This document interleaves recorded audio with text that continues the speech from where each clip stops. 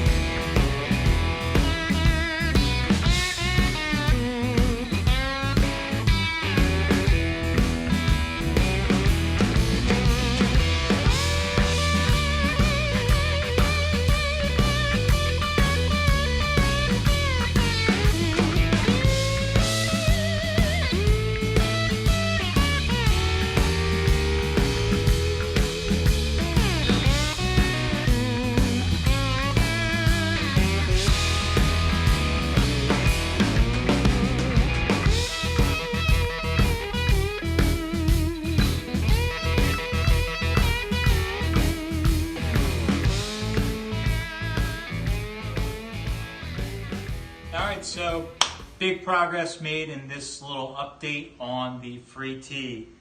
We got the floors and the tunnel all welded together and then welded to the firewall, which is really awesome. This thing is super, super solid now, and I probably got rid of about 50 clecos out of this thing that was all holding all this sheet metal together. So it's pretty cool to gain my clecos back and also get stuff welded. In the last couple of shots you saw where I sprayed some epoxy primer on just to seal up all the bare metal.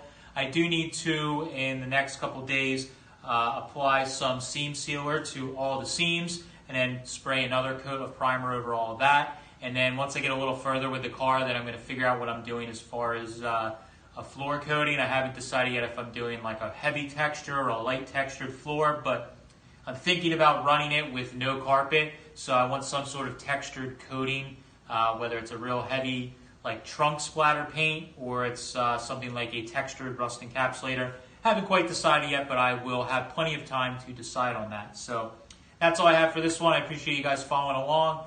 As always, we try and do videos on Tuesdays on the free T. Fridays are whatever other projects are going on, picking adventures, etc., etc. Sundays are a mixed bag as well now. When Andrew gets on to his project, we will do some videos on that. Hershey is coming up as we're filming right now. Hershey is next week, and we will be in CA25 in chocolate. If you want to look us up, you can find that, or shoot me an email at irontrapgarage@gmail.com or a DM on Instagram if you are looking to stop by or meet up, say hello, or if you want to grab one of our Ride With Us t-shirts. We will have a few with us at the swap. Thanks guys for watching. Catch you later.